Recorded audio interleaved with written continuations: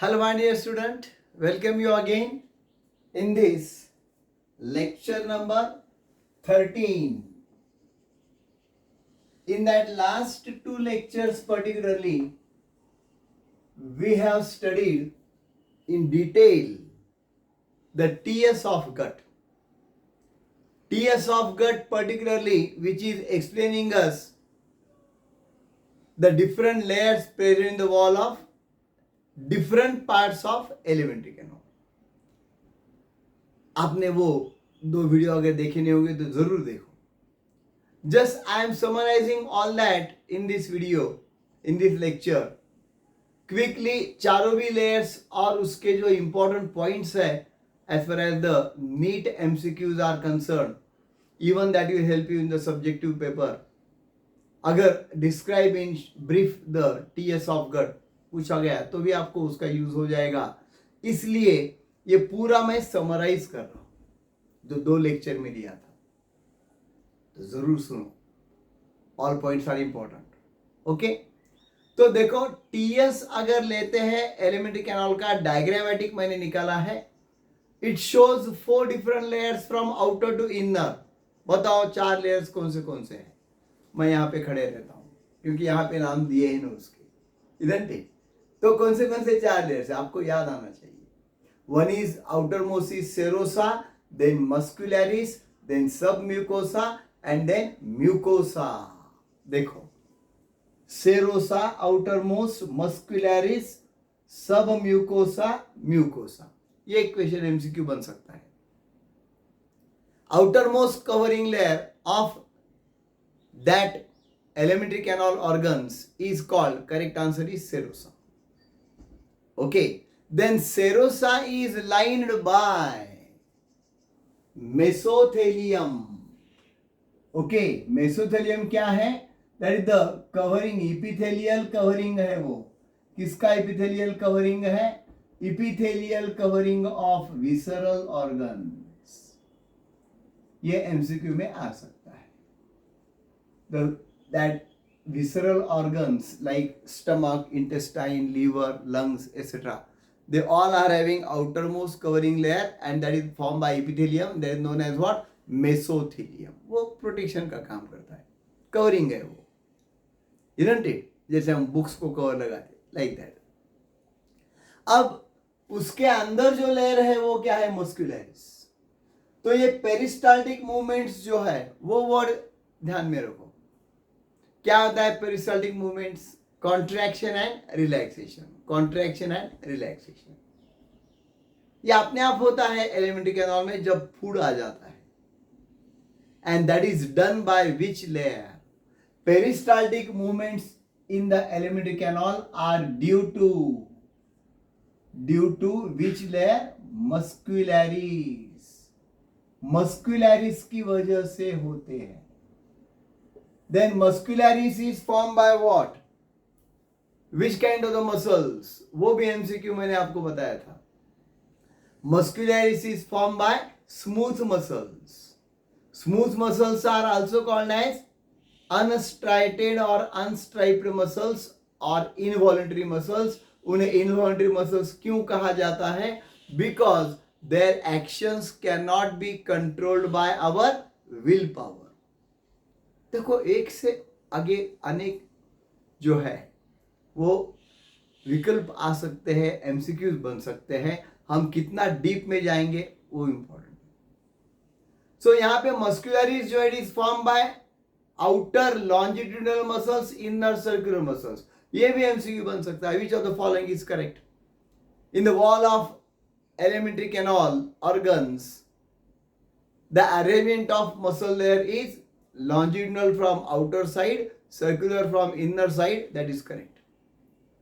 Okay, according to arrangement it is given. और stomach में एक एडिशनल लेयर आता है, उसे क्या कहते हैं? Oblique muscles in stomach.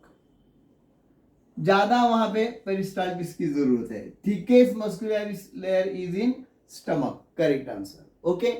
बाद में कंपोजिशन ऑफ सबम्यूकोसा में क्या होता है? Submucosa is formed by connective tissue and that contains what? That contains the blood vessels. उसमें ब्लड वेसल्स रहेंगे, that contains the nerve fibres and that also contain the lymph vessels. Okay, ये lymph vessels भी वहां पे रहेंगे. ये अच्छी तरह से ध्यान में रखो. Then mucosa layer in stomach shows presence of irregular folding. What word is used there for that? That is rugi. Okay, R-U-G-A-E. Irregular foldings, and that contain what? That contain the gastric glands. इसमें gastric glands होते हैं which produce the digestive juice, जिससे digestive juice बनता है. वो ध्यान में रखो, बहुत सिंपल है. Okay. Then in intestine, small intestine, this mucosa layer, which is the lining layer of that small intestine or any alimentary canal organ, in small intestine ये कुछ words आते हैं.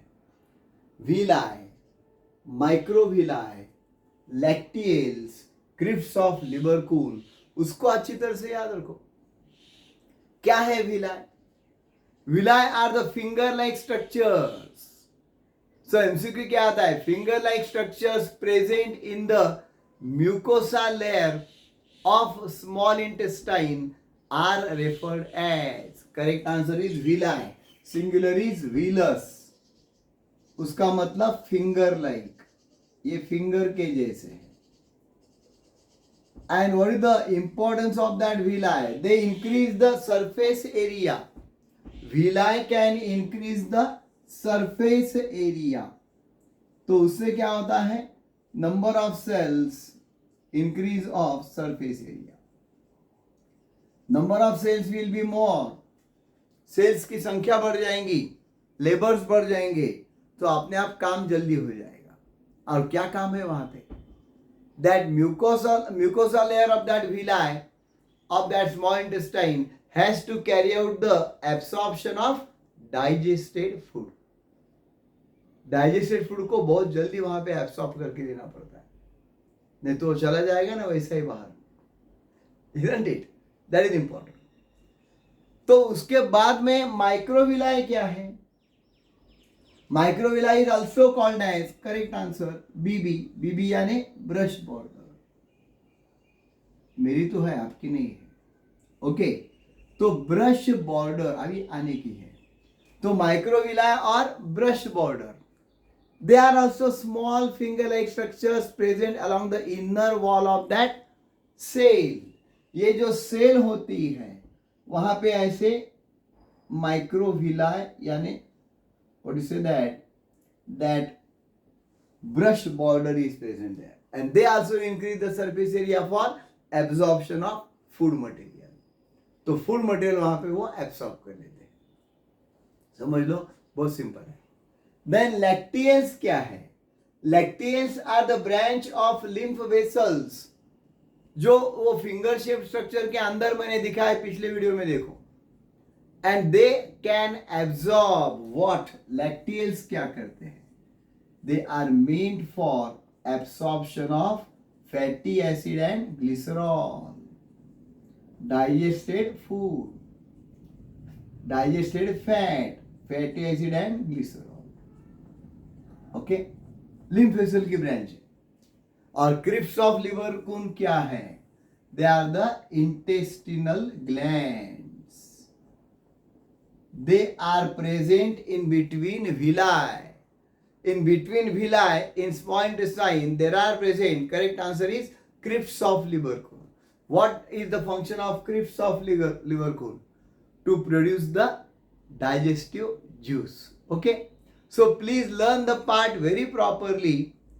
ये क्विक रिवीजन मैंने आपको बताई है, इसमें बहुत सारे एमसीक्यू भी मैंने आपको बताए हैं, वो अच्छी तरह से आप स्टडी कर लो, फिर एक बार रिवाइंड कर लो. 11th, 12th and 13th lecture आप रिवाइंड करके अगर पढ़ेंगे, then you will have a command on that alimentary canal histology. अब इसके बाद में का जो पार्ट है डाइजेस्टिव ग्लैंड्स वगैरह, that we shall learn in our next lecture. I hope you have understood each and everything. So do like, share and subscribe to my channel. Also ask your friend. Okay, we'll meet again in the next lecture. Till then, take care and keep learning. Thanks.